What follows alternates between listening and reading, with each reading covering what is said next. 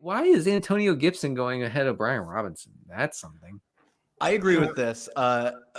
Gibson was just not, he's never really been a good runner. He just never made the transition from wide receiver to running back. And we finally saw him play well as a receiver out of the backfield last year. It was like top 10 in target share, yards per route run. It was good PFF receiving grade, but like he doesn't hit the home runs really. Like he grades poorly in breakaway run rate. Whereas like Brian Robinson wasn't great last year, but he was fine. And he really improved down the stretch. Obviously, like, you're looking at a small sample, so it's not the most predictive, but like, I'm going to give him some slack coming off of like being shot. Gibson is going ahead of Brian Robinson because I think the only role we know for sure in the Commanders backfield is Gibson is now the third down back with no J.D. McKissick. And we're getting like weird smoke signals on Chris Rodriguez that this new coaching staff is just obsessed with Chris Rodriguez and like that he could maybe give Brian Robinson a run for his money on early downs. Brian Robinson did improve a little down the stretch last year, but he was just wildly inefficient all year. Eric Bieniemy seems like committed to a committee, and it's just like in a confusing situation, you just have to like cling to roles. And I feel like we're confident Gibson's going to be the passing down back. I feel like we're not as confident that Brian Robinson's just going to be like set and forget on early downs. And now Denny is on the clock. I am, and I'm gonna. So I want a Packers. I want a Packers stack. Eventually, oh, Richardson is still there, guys. The Ant-Man, take the Ant-Man.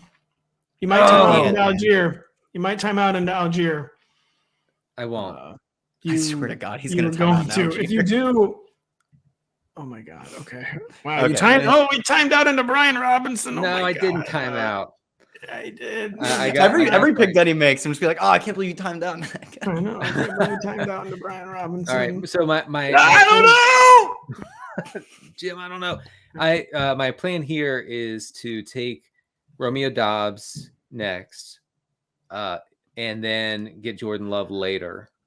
Can you just do me a favor? Can you please drag Algier down to the bottom, please? Like, it's like actually causing me physical stress. Right. All right.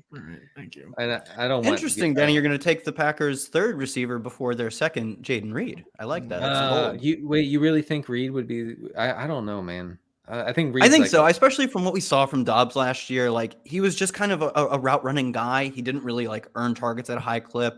I don't know. And like the team, I don't think is that committed to him through his draft capital, whereas they spent more on Reed after seeing what Doubs did last year. So I like at cost Jaden Reed more. I'm not confident that he leapfrogs Doubs on the depth chart, but like if you squint, there's a really interesting profile to read. He was like a 30% dominator breakout as a true freshman at Western Michigan. Yeah. And then he had another 30% dominator rating at Michigan State. He was really hurt. Like I think what I read is that he fell on the sidelines like after making a catch and got cut by like the bench or something, and it screwed up his whole season. Wow. Really? Yeah. Yikes. So that's a new one. I'm sorry. I'm having trouble doing the back and forth with you guys today because I'm trying to favorite players as we go along. So I'm trying to set myself up so that I can get some sort of Packer stack. I've highlighted Luke Musgrave, the tight end, Jaden Reed, Love, Doubs.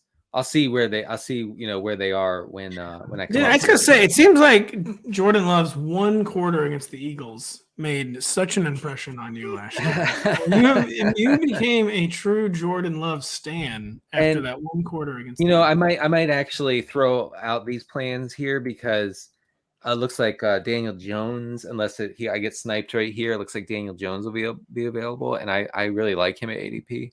So we're really going to take a second quarterback. I was going to say before a second running back, we did take Brian Robinson. We timed out. Yeah, we timed out to Brian Robinson. I forgot that we got him, but we did time out. Kyle, is it time to take a second quarterback, or is Denny crazy? I think that it'd be fine to push it farther, but like I find Daniel Jones to be a good value too, so it's fine with me. I like stacking him with Slayton or maybe even Paris Campbell, who I know Pat doesn't even believe Paris Campbell is a real person. No, he's not. Do we really think more value is going to be extracted out of Daniel Jones? I feel like we witnessed the 1 percentile outcome for any Daniel Jones season last year. Well, I hope not. And that the Giants certainly hope not, but. I mean, where is there more juice to be squeezed out of this Daniel Jones? With Isaiah Hodgins not leading the team in targets, like that. They love him though. They talk about him like he's good. But like, Darren Waller is going to get on the field and be more open. He will be Daniel better Jones, at earning targets. That's not his thing. He doesn't care about that. He doesn't care if you're open. We have a commenter, Bandit Time, who says elder millennial psyop Paris Campbell. The fantasy football bandit. He's a good Twitter fellow. We've met him in real life. He's a big fan. Thank you. That's funny. That is funny. Yeah, I mean, like, where would you rank the Giants receivers last year in like week 17 amongst the league? Inside the top 28? No. Bottom. No. 30 to 31 to 32, somewhere in that exactly. range. And this year, including all pass catchers, because Darren Waller is just going to be, for all intents and purposes, their number one receiver. But just getting like guys who can be number 2, number 3 options, as opposed to like career special teamers, guys who had gotten cut earlier that year, like moving up to, Paris Campbell is a fine slot receiver. Like he replaces Richie James, that type of stuff. Like I just feel like the league gains that will add up. The league is going to adjust to whatever modest adjustments Brian Dable made. Even in a career year, Daniel Jones threw for 15 touchdowns, and he threw only 5 interceptions.